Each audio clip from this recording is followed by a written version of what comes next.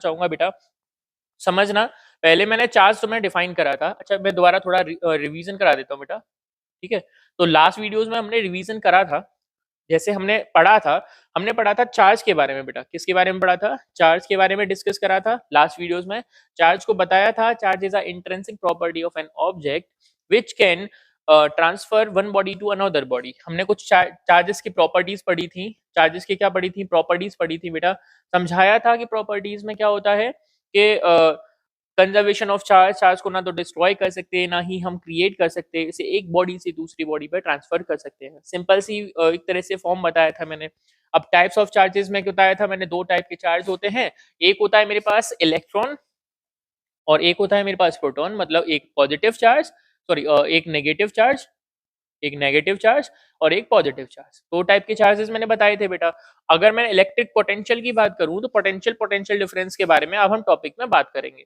तो हम next topic electric current difference sorry direction of electric current, electric circuits and symbols of electric components, इन सारे topics के बारे में हम डिसाइड करेंगे। अच्छा, कुछ टॉपिक्स आज छोड़ेंगे और कुछ टॉपिक को नेक्स्ट वीडियोस में हम कवर करेंगे। तो लेटेस्ट मैं एक काम करूंगा बेटा, एक चैप्टर की मैक्सिमम 3 वीडियोस बनाऊंगा, उसमें मैं आपको कवर अप करूंगा। और ज्यादा टाइम ड्यूरेशन की हम रखेंगे नहीं वीडियो, क्योंकि बोर हो जाते हैं बैठे बैठे और आलस आ रहा है। हम नॉर्मल तरीके से इंटरेस्ट तरीके से पढ़ेंगे, ठीक है। अच्छा, पढ़ना भी एक कला होती है बेटा, हम उससे अगर डिफाइन कर सकें तो मजा आ जाता है। चलो अब हम वोल्ट मीटर से स्टार्ट करते हैं बेटा, ठीक है। अब हम वोल्ट मीटर से अगर डिफाइन करें बेटा, तो वोल्ट मीटर जो मेरे पास होता है। अच्छा, इससे पहले मैं तुम्हें समझा दूं, वोल्ट मीटर से पहले मैंने तुम्हें पोटेंशियल डिफरेंस बेटा समझाया था। What is potential difference? Potential difference होता है बेटा किसी भी चार्ज को एक पॉइंट से दूसरे पॉइंट तक, या अच्छा सॉरी, पोटेंशियल डिफरेंस को, हाँ, एक पॉइंट से दूसरे पॉइंट तक कैरी करने में जो मेरे को वर्क करना पड़ रहा था बेटा, वो वर्क किसके इक्वल था? किसी भी पोटेंशियल डिफरेंस के इक्वल था। मतलब the work done by external agent, work done by the external agent to carry a charge one point to another point, that is called potential difference. अब potential difference का मेरे पास unit क्या था बेटा? Unit था मेरे पास वोल्ट। क्या था बेटा? वोल्ट। तो ये मेरे पास यूनिट था। और मैंने अगर अच्छा बताया बेटा कि पोटेंशियल डिफरेंस को मेजरमेंट करने के लिए मेरे पास एक इंस्ट्रूमेंट होता है, उसको हम बोलते हैं वोल्ट मीटर। क्या बोलते हैं बेटा? Volt meter. तो देखो, the potential difference between any two points in electric field is measured by an instrument. Instrument कौन सा बेटा? वोल्ट मीटर, ठीक है। अच्छा, ये वोल्ट मीटर को आपको एक नॉर्मल फॉर्म में, एक बेसिकली फॉर्म में देखना है तो उस वोल्ट मीटर को देख सकते हो आप घर में। समरसिबल, अच्छा समरसिबल कुछ गांव के बंदे हम जैसे जानते होंगे। समरसिबल का एक स्टार्टर होता है बेटा। स्टार्टर को, उसमें 2 मीटर इस तरीके से लगे होते हैं, ठीक है। और एक यहाँ स्विच होता है, ठीक, स्विच होता है। और यहाँ पे जो मेरे पास मीटर होता है बेटा, एक में वी लिखा होता है तो एक में ए लिखा होता है। एक रीडिंग दिखाता है 220 300 तक, और एक रीडिंग दिखाता है 10 15 30, मैक्सिमम 30 तक दिखाएगा। तो तुम घर में जो समरसिबल में स्टार्टर लगा होता है उसमें मेरे पास दोनों मीटर मिल जाते हैं। एक होता है वोल्ट मीटर जो मेजर करता है पोटेंशियल डिफरेंस, और एक होता है अमीटर जो मेजरमेंट करता है इलेक्ट्रिक करंट। अब सर इलेक्ट्रिक करंट के बारे में डिस्कस तो करा नहीं, अभी थोड़ी देर में डिस्कस करते हैं बेटा, ठीक है। अच्छा, तो मेरे पास ये दे रखा है कि मेरे पास ये क्या है, मेरे पास पोटेंशियल डिफरेंस। क्या है बेटा? Potential difference. तो ये मेरे पास है पोटेंशियल, सॉरी ये मेरे पास है वोल्ट मीटर। वोल्ट मीटर इस तरीके का दिखता है बेटा। देखो वी लिखा हुआ है तो ये मेरे पास क्या है? Volt meter. क्या है बेटा? Volt meter. और ये भी मेरे पास एक तरह का वोल्ट मीटर। अगर मैं डिफाइन करूं तो वोल्ट मीटर किसको मेजरमेंट करने के लिए किया जाता है? इज अ पोटेंशियल डिफरेंस को मेजरमेंट करने के लिए एक इंस्ट्रूमेंट यूज किया जाता है, that is called volt meter. अगर मैं डिसाइड, अच्छा, अब इसके बाद मेन टॉपिक आता है मेरे पास, मेरा फेवरेट इलेक्ट्रिक करंट। आप सबका भी फेवरेट हो जाएगा क्योंकि घर पे, अच्छा आजकल क्या होता है, अपन लोग तो समझने लग गए। पहले क्या होता था, जैसे ही एक तरह से इलेक्ट्रिक करंट आता था तो बोलते थे मम्मी लाइट आ गई, लाइट आ गई। वो लाइट नहीं, एक्चुअली में बेटा वो क्या होता है? Electric current. What is electric current? Electric current होता है बेसिकली, देखो, द रेट ऑफ, सॉरी, ठीक है, तो the rate of flow of charge is called electric current. कहने का मतलब है, अच्छा देखो मैंने तुम्हें चार्ज के बारे में डिस्कस करके बताया था ना, charge, what is charge? Charge is a intrinsic property which can transfer one body to another body, that is called also. यहाँ पर इलेक्ट्रिक करंट भी बेटा फ्लो होने से आता है, वो किसका? चार्ज का फ्लो। किसका फ्लो बेटा? चार्ज का। अगर चार्ज फ्लो नहीं करेगा तो इलेक्ट्रिक करंट कभी नहीं आएगा। तो सबसे पहले मेरे पास क्या होना चाहिए बेटा? इलेक्ट्रिक करंट को, सॉरी चार्ज को क्या होना चाहिए? फ्लो। किसके रिस्पेक्ट में? टाइम के रिस्पेक्ट में। जो रेट होता है उसको हम डिफाइन करते हैं टाइम से। तो मैं यहां पर एक डिफाइनिंग क्वालिटी से कह सकता हूं, I is equal to the rate of flow of charge. Charge flow करेगा वो किसके रिस्पेक्ट में करेगा बेटा? टाइम के रिस्पेक्ट में। That is called electric current. That is called electric current. The rate of flow of charge is called electric current. इसका बेटा यूनिट होता है, इसको मेजरमेंट करने के लिए हम यूनिट यूज करते हैं एम्पियर। क्या यूज करते हैं बेटा? एम्पियर। तो हमारे पास the rate of flow of charge is called electric current, इसका यूनिट होता है एम्पियर। ठीक है बेटा। अगर मैं बात करूं बेटा, अब इलेक्ट्रिक करंट मेन चीज होती है मेरे पास इलेक्ट्रिक करंट की डायरेक्शन। इलेक्ट्रिक करंट की बेटा डायरेक्शन देखो, अगर मेरे पास यहाँ बात करी जाए, ये मेरे पास सर्किट है, देखो समझो, ये मेरे पास सर्किट दे रखा है अच्छे से। तो मेरे पास सर्किट में यहां पर ये है पॉजिटिव टर्मिनल और ये है मेरे पास नेगेटिव टर्मिनल, ये एक सेल है। अभी सिंबल्स में हम बात करेंगे। तो ये मेरे पास एक सेल है जिसका ये एक दे रखा है ये पॉजिटिव टर्मिनल और एक नेगेटिव टर्मिनल। तो बेटा यहां पर क्या होता है सॉरी, तो मेरे पास ये पॉजिटिव टर्मिनल और एक नेगेटिव टर्मिनल, यहां से इलेक्ट्रॉन क्या करते हैं बेटा? नेगेटिव से पॉजिटिव की तरफ चलते हैं। इलेक्ट्रॉन्स की डायरेक्शन कहाँ होती है? देखो यहाँ पर दिख भी रहा है, ये नेगेटिव है मतलब ये इलेक्ट्रॉन है। इलेक्ट्रॉन की डायरेक्शन कहाँ से होगी बेटा? नेगेटिव से किधर भागेंगे? पॉजिटिव की तरफ। तुम्हें पता है ना प्रॉपर्टीज ऑफ चार्जेस में, unlike charges are repel each other. Negative और पॉजिटिव एक दूसरे को क्या करेंगे बेटा? अट्रैक्ट करेंगे। तो यहाँ पर ये मेरे पास पॉजिटिव चार्ज है, यहाँ से नेगेटिव एक इलेक्ट्रॉन क्या करेगा? इलेक्ट्रॉन इधर चलेगा, नेगेटिव से किधर बेटा? पॉजिटिव की तरफ। जैसे ही नेगेटिव से पॉजिटिव की तरफ चलेगा, नेगेटिव से पॉजिटिव की तरफ चलेगा, जो इलेक्ट्रिक करंट की डायरेक्शन होती है तो वो हमेशा अपोजिट होती है बेटा। क्या होती है? Opposite of direction of electric current. मतलब इलेक्ट्रिक करंट नेगेटिव से पॉजिटिव की तरफ जा रहे हैं तो electric current, sorry electron, sorry electron negative से पॉजिटिव की तरफ जा रहे हैं तो इलेक्ट्रिक करंट का डायरेक्शन इसकी अपोजिट होगा, positive to negative. Electric current का डायरेक्शन का होगा positive to negative. Again electron अगर किधर जा रहा था बेटा? नेगेटिव से पॉजिटिव की तरफ। इलेक्ट्रॉन कहां जा रहा था? नेगेटिव से पॉजिटिव की तरफ। तो मेरे पास इलेक्ट्रिक करंट की डायरेक्शन होगी पॉजिटिव से नेगेटिव की तरफ। तो मैं बोल सकता हूं the direction of electric current is to the positive to negative. Positive से लेके negative, positive terminal to the negative terminal, that is called direction of electric current. That is called direction of electric current. तो basically अगर बात करी जाए बेटा, तो मेरे पास इलेक्ट्रिक करंट की डायरेक्शन,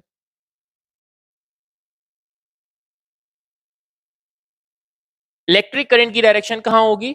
पॉजिटिव से नेगेटिव की तरफ। क्यों? रीजन पता चला ना बेटा? क्योंकि यहां पर नेगेटिव से पॉजिटिव की तरफ डायरेक्शन किसका था? इलेक्ट्रॉन्स का। इलेक्ट्रॉन्स का डायरेक्शन था नेगेटिव से पॉजिटिव की तरफ।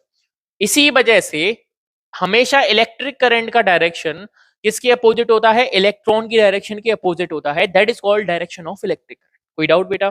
अगर डाउट है तो कमेंट्स में बिल्कुल बताएं मेरे को, मैं थोड़ा और क्लियर करूंगा। ठीक है, अच्छा नेक्स्ट टॉपिक पे डिस्कस करते हैं बेटा इलेक्ट्रिक। अच्छा इसको थोड़ा और समझा देता हूँ।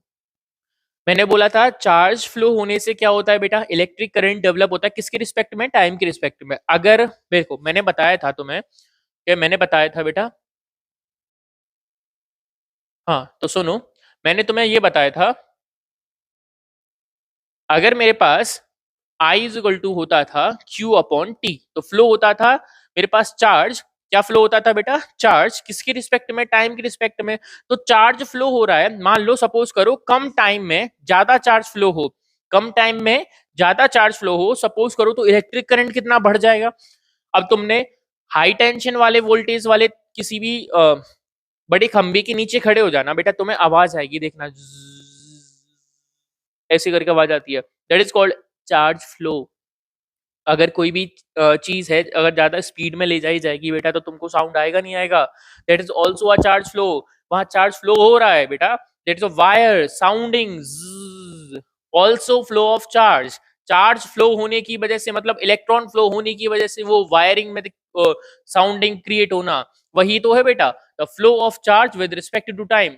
कम टाइम में ज्यादा चार्ज फ्लो होगा, that is called electric current, ज्यादा होगा तो आवाज आएगी ज़, ठीक है। तो that is all electric current, electric current, ठीक है बेटा। तो डिस्कस करते हैं नेक्स्ट टॉपिक के बारे में, इलेक्ट्रिक सर्किट।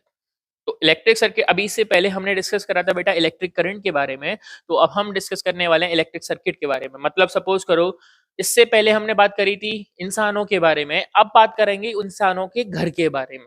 मतलब जैसे हमने इलेक्ट्रिक करंट के बारे में बात करी थी, तो उसी तरीके से हम बात करेंगे इलेक्ट्रिक सर्किट, मतलब जहां इलेक्ट्रिक करंट को फ्लो किया जाता है अच्छे से। अ, देखो, a close circuit, a closed circuit, a closed circuit and continuous path through which electric current flows in known as electric circuit।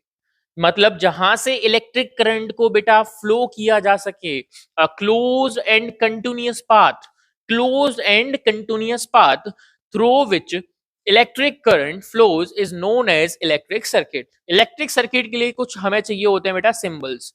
क्या चाहिए होते हैं? सिंबल्स। अब सिंबल्स के बारे में हम डिस्कस करते हैं नेक्स्ट। सिंबल्स को मैंने इस तरीके से डिफाइन किया है बेटा। सिंबल्स हम देखो मेरे पास सिंबल्स हर एक चीज का होता है। जैसे घर में हमारे पास बैटरी होती है, घर में हमारे पास इलेक्ट्रिक बल्ब होता है, घर में हमारे पास अप्लायंसेज होते हैं, घर में हमारे पास कई सारी चीजें होती हैं। हम घर के बारे में तो बात कर रहे हैं। बेसिकली जहां पर इलेक्ट्रिक करंट फ्लो किया जा सके, तो घर में भी तो सर्किट होता है, नहीं होता? तो सिंपल हम अलग थोड़ी ना कर रहे हैं, बुक से हट के भी बात पढ़नी चाहिए। तो देखो बेटा, बेसिकली बात करें तो हमारे पास एक इलेक्ट्रिक सेल होता है। क्या होता है बेटा? एक इलेक्ट्रिक सेल। अब इलेक्ट्रिक सेल के बारे में बात की जाए तो यहाँ पर एक नेगेटिव सॉरी एक पॉजिटिव टर्मिनल होता है और एक नेगेटिव टर्मिनल होता है। सिंपल सी बात, मेरे पास दो टर्मिनल है, एक मेरे पास कैसा है पॉजिटिव, और एक है मेरे पास नेगेटिव। एक मेरे पास पॉजिटिव टर्मिनल और एक मेरे पास नेगेटिव टर्मिनल। सिंपल सी बात, अगर मैं इन सेल्स का कॉम्बिनेशन कर दूं, क्या कर दूं बेटा? Combination of cells, combination of cell. इन सेल्स का कॉम्बिनेशन करने से मेरे पास सपोज करो एक सेल, दूसरा सेल, तीसरा सेल, चौथा सेल, इस तरीके से मैं सेल्स का कॉम्बिनेशन करने से बनाता हूं बैटरी। देखो मैंने लिखा भी है a battery a combination of cells. ये मेरे पास देखो एक सेल, दूसरा सेल, तीसरा सेल, ये मेरे पास सेल्स का कॉम्बिनेशन करने से क्या बन जाएगा बेटा? बैटरी। क्या बन जाएगी बेटा? बैटरी।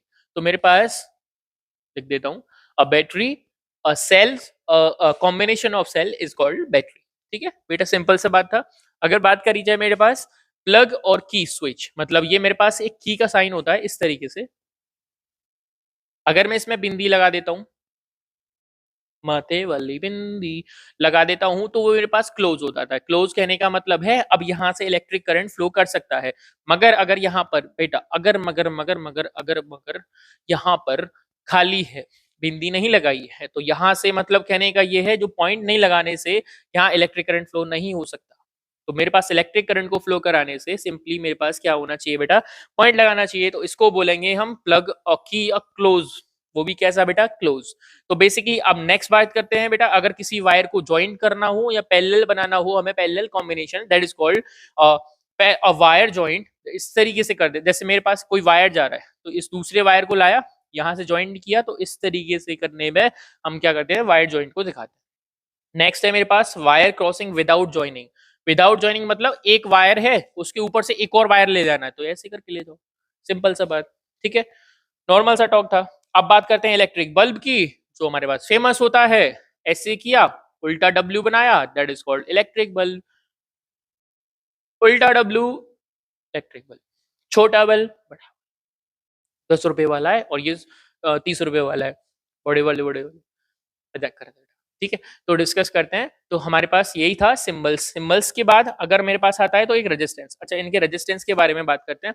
इनके बारे में रेजिस्टेंस, अच्छा देखो रेजिस्टेंस का मेरे पास, खुल जा, खुल जा सिम सिम, खुल गया।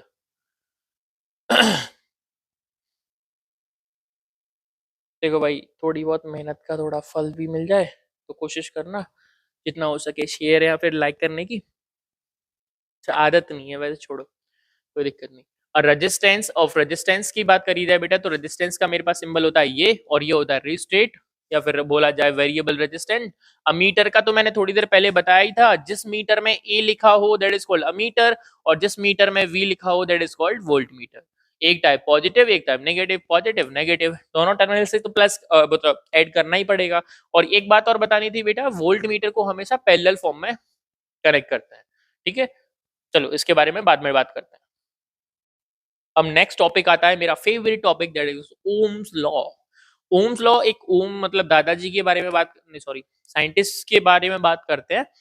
तो ओम एक वैज्ञानिक, या फिर बात करी जाए बेटा साइंटिस्ट था, जिसने एक ऐसा डिस्कवरी करा, जिसने एक अपना लॉ दिया। लॉ देने में उसने बताया कि बेटा हमारी उस लॉ को एप्लीकेशन एप्लीकेबल करने के लिए कुछ कंडीशंस हैं, उनको मानना पड़ेगा। अब मैंने बोला भाई देखो, ऐसा है, बुक में हमने पढ़ा है, हम कैसे सपोज करें, पर हमें बताया कि सबसे पहला कंडीशन था, वहां पर temperature and pressure and strain तीनों चीजें कांस्टेंट रहनी चाहिए। कांस्टेंट का मतलब होता है बेटा एज अ, मेरे पास कभी बदलना नहीं है। मतलब कहने का ये है देखो, ओम्स लॉ के according that is a ohm at a constant temperature, pressure and strain, अगर मेरे पास ये तीनों चीजें कैसी रहती हैं बेटा, कांस्टेंट। कांस्टेंट का मतलब है कभी नहीं बदलना, कभी नहीं बदलना, मतलब कहने का ये है कि वो एक जैसा है वैसा ही रहना चाहिए। टेम्परेचर अगर 2 डिग्री सेंटीग्रेड है तो उतना ही टेम्परेचर रहना चाहिए। स्ट्रेन अगर इतना है तो स्ट्रेन मतलब देखो, स्ट्रेन होता है खिंचाव, स्ट्रेन होता है खिंचाव, प्रेशर दबाव, टेम्परेचर तापमान, इन तीनों चीजों में क्या होना चाहिए बेटा, कोई भी डिफरेंस नहीं बदलना, मतलब पहले कांस्टेंट रहना, ये तीनों चीजें कांस्टेंट रहेंगी। तब ओम ने एक लॉ दिया था कि जो सर्किट में इलेक्ट्रिक करंट फ्लो करता है वो डायरेक्टली प्रोपोर्शनल होता है पोटेंशियल डिफरेंस के।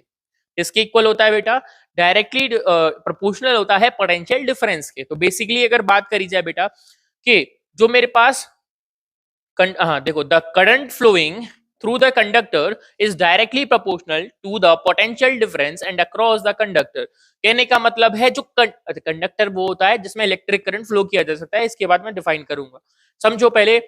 अगर बात करी जाए बेटा कि मेरे पास किस सिंपल सी फॉर्म में ओम्स लॉ में डिफाइन किया जाए, तो मैं अगर बात करूं किसकी, ओम्स लॉ ने बताया था अगर तीन चीजें कांस्टेंट रहनी चाहिए, पहला टेम्परेचर, दूसरा स्ट्रेन, और चौथा, सॉरी तीसरा प्रेशर।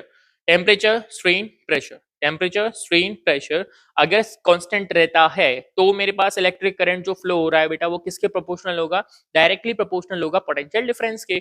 तो electric current is directly proportional to the potential difference, is called Ohm's law. Ohm's law ने और कुछ भी डिफाइन करा था, तो उसके बारे में मैं थोड़ा डिफाइनिंग अपनी तरफ से कर देता हूं। देखो, तो ओम भाई ने बताया था कि इलेक्ट्रिक करंट प्रोपोर्शनल होता है पोटेंशियल डिफरेंस के। तो इलेक्ट्रिक करंट और पोटेंशियल डिफरेंस का रेशियो एक होता है कांस्टेंट। क्या होता है बेटा, कांस्टेंट। वो कांस्टेंट होता है रेजिस्टेंस, ठीक है। अब रेजिस्टेंस एक ऐसा फैक्टर है जो हमेशा अपोज होता है इलेक्ट्रिक करंट के। कहने का मतलब है इलेक्ट्रिक करंट जिधर फ्लो करता है उसको रोकने में कौन हेल्प करता है, रेजिस्टेंस। अब रेजिस्टेंस को ऐसा कंसीडर कर सकता हूं बेटा, जो फैन, टीवी, जितने भी इलेक्ट्रिक बल्ब होते हैं उन सबको कंसीडर कर सकता हूं एक तरह से रेजिस्टेंस। क्योंकि अगर देखो कभी भी चार्ज फ्लो होता है, तो चार्ज फ्लो होने में बीच में अगर मैंने कभी कभी इलेक्ट्रिक फैन लगा दिया तो वहां रुक जाएगा, वहां आगे थोड़ा और अगर बात करें टीवी लगा दी तो बेटा उसमें रुक जाएगा। तो कहने का मतलब है एक तरह से रेजिस्टेंस की तरह वर्क कौन करते हैं, ये इलेक्ट्रिकल अप्लायंसेस। अप्लायंसेस मतलब हम जितनी भी सारी चीजें लाते हैं, ठीक है। आ रहा है ना समझ में, आना चाहिए। तो ठीक है, अगर हम बात करें बेटा इसकी, तो डिफाइनिंग ओम्स लॉ में ओम्स लॉ ने बताया था कि बेटा इलेक्ट्रिक करंट जो है बेटा किसके प्रोपोर्शनल है, इलेक्ट्रिक करंट प्रोपोर्शनल है पोटेंशियल डिफरेंस के। तो V अपॉन आई क्या होगा मेरे पास, कांस्टेंट। वो कांस्टेंट क्या होता है, रेजिस्टेंस। तो मैं बोल सकता हूं V equal to I R, क्योंकि मेरे पास I जो था वो मैंने इधर क्रॉस मल्टीप्लाई में ले गया, तो मेरे पास क्या आया बेटा, आई आर, ठीक है। तो इनमें ज्यादा कुछ नहीं था। अब हम डिफाइन करते हैं, हम एक ओम को। अब बेटा ओम क्या है वो समझ लो। अभी मैंने बात करी थी बेटा कि पोटेंशियल डिफरेंस किसके इक्वल था, इलेक्ट्रिक करंट के। Potential difference upon I is equal था मेरे पास कांस्टेंट, वो कांस्टेंट क्या था, रेजिस्टेंस। अब जो रेजिस्टेंस था उस रेजिस्टेंस का एक यूनिट होता है जिसकी बात करी जाती है ओम। क्या होता है बेटा, ओम। और ओम का सिंबल होता है इस तरीके का, ठीक है। तो ये मेरे पास होता है ओम का सिंबल, ठीक है। तो मेरे पास यहाँ पे था कि एक ohm is equal to the 1 volt upon 1 ampere, ठीक है। कहने का मतलब ये है, अगर मेरे पास रेजिस्टेंस दे रखा है resistance is equal to V upon I, तो ये मेरे पास यहाँ अगर मेरे पास पोटेंशियल डिफरेंस है 1 वोल्ट, क्या है बेटा 1 वोल्ट, और अगर इलेक्ट्रिक करंट है 1 एम्पियर, तो मेरे पास रेजिस्टेंस कितना होगा 1 ओम। कहने का मतलब 1 ओम को अगर मैं डिफाइन करूं तो मेरे पास फॉर्मूला आता है, देखो दोबारा से सुनो, R is equal to V upon I, ठीक है। अगर मेरे पास किसी भी कंडक्टर में फ्लो होने वाला इलेक्ट्रिक करंट 1 एम्पियर हो और पोटेंशियल डिफरेंस दोनों टर्मिनल्स के बीच में 1 वोल्ट हो, तो जो मेरे पास आंसर आएगा, तो आर इज इक्वल टू मेरे पास वी अपॉन आई है, तो वी की जगह 1, आई की जगह 1, तो मेरे पास आंसर कितना आएगा, R is equal to the 1। तो ये मेरे पास फाइनल में लौट के क्या आया बेटा 1 ओम, क्या आया मेरे पास 1 ओम। तो ये है मेरे पास ओम्स लॉ के अकॉर्डिंग 1 ओम को डिफाइनिंग। तो 1 ओम के लिए मेरे पास पोटेंशियल डिफरेंस कितना चाहिए 1 वोल्ट, और इलेक्ट्रिक करंट क्या चाहिए 1 एम्पियर। तो मेरे पास रेजिस्टेंस कितना होगा बेटा 1 ओम होगा, रेजिस्टेंस क्या होगा मेरे पास 1 ओम। तो ये मेरे पास था 1 वोल्ट का डिफाइनिंग। नेक्स्ट टॉपिक है बेटा वी आई ग्राफ, ठीक है। तो इसके बारे में बड़ा अच्छे से बात करते हैं। अभी फिलहाल देखो हमने पढ़ा ओम्स लॉ के बारे में। तो ओम्स लॉ में हमने बात करी थी कि मेरे पास पोटेंशियल डिफरेंस जो था, तो ओम्स लॉ के अकॉर्डिंग जब मैंने बात करी थी बेटा, तो जो मेरे पास पोटेंशियल डिफरेंस था वो किसके इक्वल था, R is equal to the V upon I. तो अगर V और I में जो ग्राफ बनाया जाएगा वो डायरेक्टली रिलेटेड होगा रेजिस्टेंस से, तो कहने का मतलब है मान लो ये मेरे पास ग्राफ है, ठीक है। तो ये मेरे पास कोई भी ग्राफ है, ठीक। ये मेरे पास होती है एक्स एक्सिस और ये होती है मेरे पास वाई। अच्छा एक्चुअली में मैंने ग्राफ दे रखा होगा, हाँ तो ये रहा, इसमें अच्छा समझ में आएगा बेटा।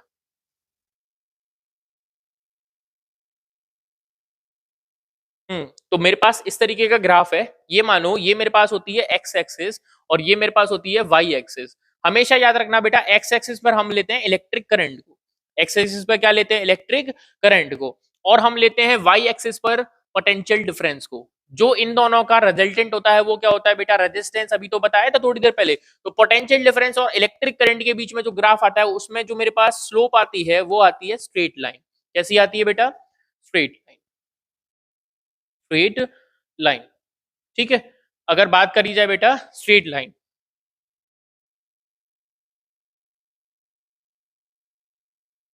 बचपन से लाइटिंग खराब। अच्छा मैं जब बचपन में था तो मेरे को लोग बोलते थे भाई तेरी राइटिंग खराब है, तू क्या करेगा लाइफ में, क्या करेगा, तू टीचिंग करूंगा और क्या करूंगा। तो अभी फिलहाल आके पता चलता है बेटा कि राइटिंग से इतना मतलब नहीं है, तुम्हारे पास नॉलेज होनी चाहिए अच्छी। देखो हम जब पढ़ते थे अपने टाइम पर हम कॉन्सेप्ट को समझते थे एज अ रियल वे में, हम इमेजिनेशन करने लग जाते थे। जैसे बोला जाता था कि चार्ज को फ्लो हो रहा है किसके रिस्पेक्ट में, टाइम के रिस्पेक्ट में, तो चार्ज कैसे फ्लो होता है, इलेक्ट्रॉन इलेक्ट्रॉन ऐसे फ्लो कर रहे हैं। तो उस तरीके का हम डिफाइन करते थे, तो एक साथ हमारे दिमाग में बैठ जाता था। तुमको क्या करना है, जैसे तुम पढ़ रहे हो, जैसे तुम खुद फोन है, फोन में बैटरी लगी होती है तो उसमें भी कुछ नेगेटिव और पॉजिटिव टर्मिनल होते हैं, तुमको पता है बेटा। उसमें भी चार्ज फ्लो करता है, तो वो कैसे करता है। अब हम चार्जर लगाते हैं, चार्जर से चार्ज कैसे इतना कम वोल्टेज से फिर लो वोल्टेज की तरफ हमारे फोन को चार्ज कर देता है। अब ये सारी चीजों को इमेजिनेशन करोगे तो बहुत अच्छे से साइंस को समझ पाओगे। साइंस एक ऐसी चीज है जिसको हम रियलिटी में नेचर से कनेक्ट करके पढ़ सकते हैं। अब इसके बाद हमारा लाइट टॉपिक आएगा बेटा। लाइट को तो हम देखो, लाइट नहीं होगी तो वैसे भी दिन नहीं होगा, दिन नहीं होगा तो सोते रहोगे, तुम्हारी मौज होंगी। मम्मी मेरे को आ रहा है इस नींद, दिन हुआ नहीं है, लाइट है नहीं, हम जा रहे हैं सोने। मजा आएगी ना। कई लोगों के तो मुंह में नहीं, मन में पानी आ गया होगा, यार सोने को मिलेगा। कहने का मतलब है अगर नेचर से रिलेट कर पा रहे हैं बेटा तो हम साइंस को बहुत अच्छे से पढ़ सकते हैं। साइंस को पढ़ने का काम है नेचर से रिलेट करो। नेचर, अब मैंने इलेक्ट्रिक करंट के बारे में बताया, बादलों से लाइटनिंग होती है। डाउट पूछो, कमेंट में बोलो सर हमारी जो बादलों से लाइटनिंग होती है वो कैसे होती है, ना सॉल्व करे तो बताओ ना। मैं हम सॉल्व करेंगे बेटा, हर चीज को सॉल्व करेंगे, टेंशन मत लो। अभी फिलहाल सुनो, तो जो मेरे पास अगर बात करी जाए बेटा, अगर इलेक्ट्रिक करंट और पोटेंशियल डिफरेंस के बीच में अगर कोई ग्राफ खींचा जाए तो जो उसकी स्लोप होती है वो कैसी आएगी बेटा, स्ट्रेट लाइन। मेरे पास कैसी आएगी, always be a straight line. ठीक है, अब नेक्स्ट टॉपिक के बारे में बात करते हैं, factors on which the resistance of the conductor depends. मतलब रेजिस्टेंस किसी भी कंडक्टर का डिपेंड। अच्छा, इससे पहले मेरे को कुछ और टॉपिक्स के बारे में बात करनी है, कंडक्टर्स और इंसुलेटर। देखो अभी मैंने फिलहाल बताया कि रेजिस्टेंस, किसी भी चीज का रेजिस्टेंस किस किस फैक्टर पर डिपेंड करता है। तो अगर बात करी जाए बेटा, मेरे पास इससे पहले कंडक्टर क्या होता है, कंडक्टर वो होता है जिसमें इलेक्ट्रिक करंट को फ्लो किया जा सके। एज लाइक सपोज करो सबसे बेस्ट कंडक्टर होता है सिल्वर। कौन सा होता है बेटा, सिल्वर। सिल्वर, उसके बाद आता है मेरे पास कॉपर, कॉपर। उसके बाद आता है मेरे पास एल्यूमिनियम। इसके बाद, अच्छा देखो समझो, इनको मैं समझा रहा हूं इसी वजह से क्यों, अच्छा देखो सबसे बेस्ट बढ़िया तरीके का अव्वल नंबर का करंट जो आता है वो सिल्वर में आता है। ठीक है, अगर सिल्वर का वायर है तो मतलब आपकी बल्ले बल्ले, सिल्वर का वायर है तो आपकी बल्ले बल्ले। कहने का मतलब है चोरियां बहुत होंगी, अरे सिल्वर के वायर बहुत महंगे पड़ेंगे भाई। अच्छा, सिल्वर के बाद आता है कॉपर, जो अक्सर करके हमारे घर में जो बढ़िया तरीके का एक बेस्ट क्वालिटी का वायर होता है वो कॉपर वायर होता है। उसके बाद एल्यूमिनियम वायर आते हैं। आजकल जो वायर आते हैं वो मिक्सअप आते हैं, कॉपर प्लस एल्यूमिनियम। तुमने ये सारी चीजें देखो समझो, सिल्वर में सबसे अच्छा करंट आता है, उसके बाद कॉपर में आता है, उसके बाद एल्यूमिनियम में आता है। ठीक है, अच्छा ये तो हो गए कंडक्टर, ये तो हो गए कंडक्टर। और वो होते हैं, ये तो हो गए कंडक्टर। अगर इंसुलेटर की बात की जाए तो इंसुलेटर में इलेक्ट्रिक करंट कभी फ्लो नहीं हो सकता। ठीक, जैसे रबड़ हो गया, वुड हो गया, ठीक है, प्लास्टिक हो गई, ये सारी चीजें क्या है बेटा, इंसुलेटर। तो इनके बारे में डिफाइन बातें करेंगे थोड़ी देर में। अभी फिलहाल क्या करते हैं, फैक्टर्स के बारे में पढ़ते हैं जो resistance of the conductor depend करता है।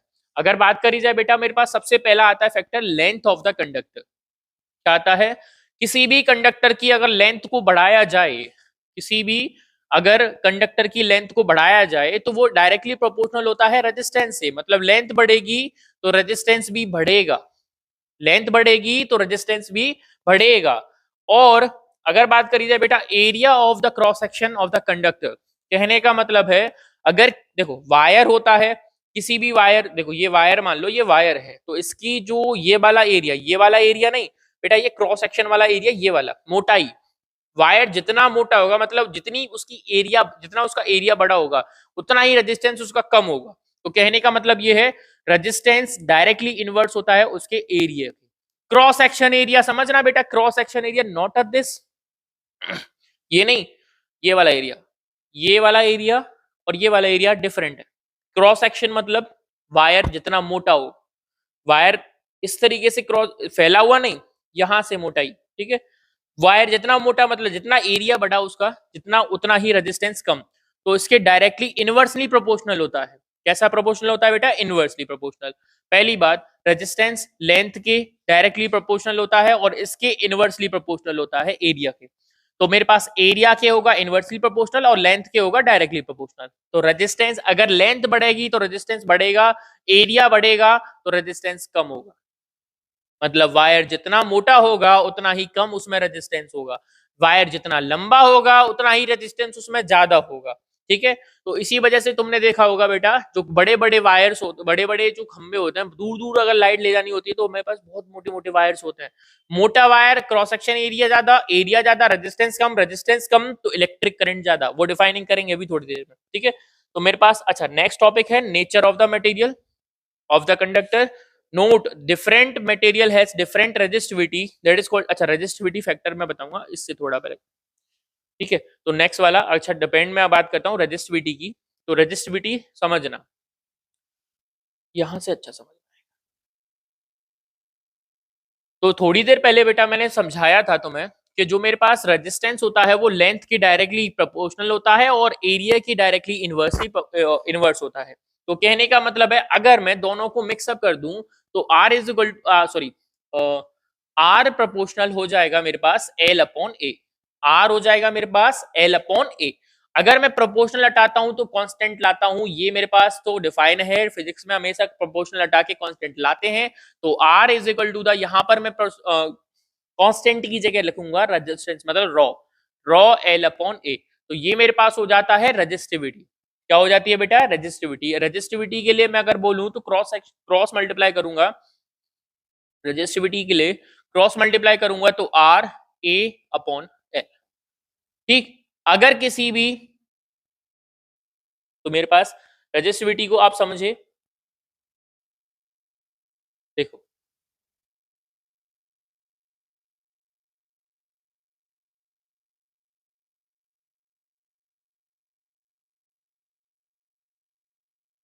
रेजिस्टिविटी को आप समझे, resistivity of a material can be define as, हम डिफाइन कर सकते हैं बेटा कि resistance of the per unit length and unit cross section area of the material. कहने का मतलब है जो मेरे पास रेजिस्टिविटी थी बेटा आर ए अपॉन एल, अगर मेरे पास एरिया जो है बेटा 1 मीटर स्क्वायर हो और अगर लेंथ 1 मीटर हो तो रेजिस्टेंस किसके इक्वल होगा बेटा? रेजिस्टिविटी के इक्वल होगा।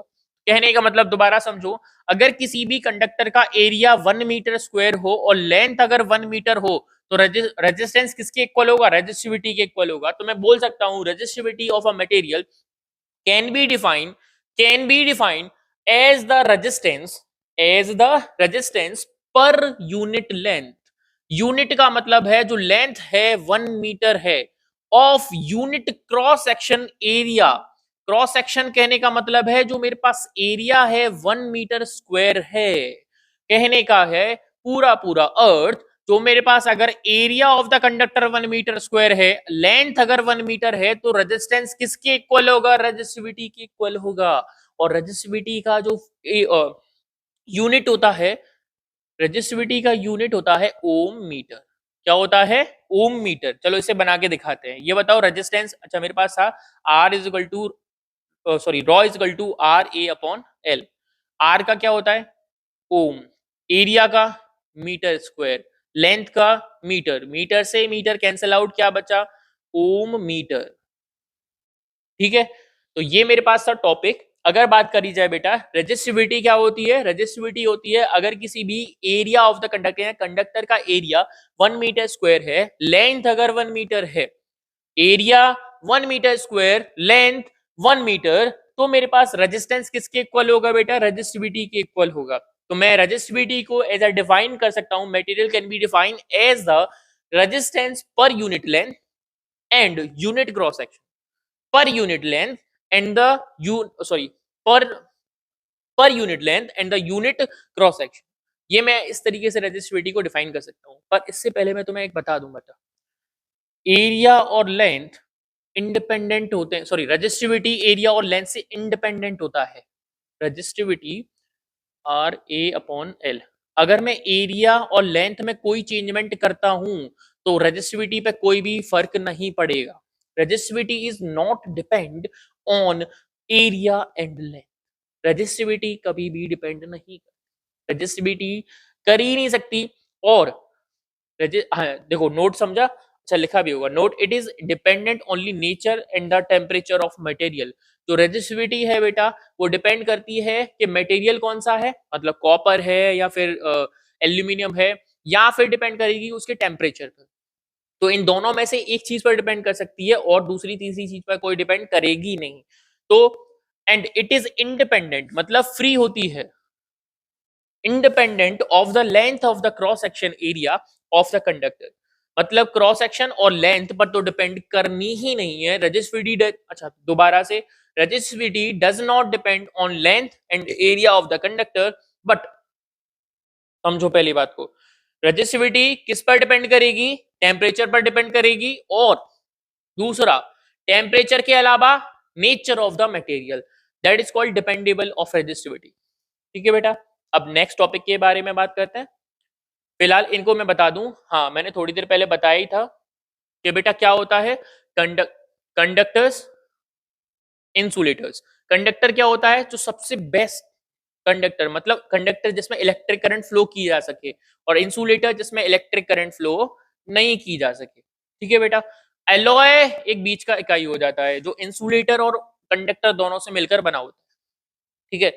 अगर सुनो, कंडक्टर्स में सबसे बेस्ट कौन सा था? सिल्वर। इसके बाद कौन था? कॉपर, एल्यूमिनियम, टंगस्टन, निकल, आयरन, क्रोमियम, मर्क्यूरी, मैग्नीज, कॉन्स्टेंन। अच्छा ठीक है, ये तो मेरे पास हो गए सारे कौन से मेरे पास कंडक्टर्स। अच्छा, इनको फिर दोबारा से रिवाइज करते हैं। सबसे बेस्ट गुड कंडक्टर कौन सा? Copper, sorry sorry silver. दूसरा कॉपर, तीसरा एल्यूमिनियम। पहला कौन सा? सिल्वर। दूसरा कौन सा बेटा? कॉपर। तीसरा कौन सा बेटा? एल्यूमिनियम। फिर उसके बाद टंगस्टन, फिर उसके बाद निकिल, फिर उसके बाद आयरन। अच्छा, ये सारे होते हैं गुड कंडक्टर्स, मतलब जिसमें इलेक्ट्रिक करंट अच्छे से आ सकती है। ठीक है। अब इसके बाद बात करते हैं बेटा एलॉय। एलॉय होता है जो इंसुलेटर और कंडक्टर से मिलकर बनता है, that is called alloy. Alloy में क्या होता है बेटा? एक ये हाई रेजिस्टेंस वायर होता है। ये क्या होता है? एक हाई रेजिस्टेंस वायर होता है जिसमें इलेक्ट्रिक करंट फ्लो कराने से इसमें हीट रिलीज होती है, that is called heating effect of electric current. We will talk about the next class. Insulator क्या था बेटा? जिसमें इलेक्ट्रिक करंट फ्लो ही नहीं की जा सके, जैसे glass, harder rubber, ebonite, diamond, paper, मतलब पेपर, ड्राई वाला पेपर।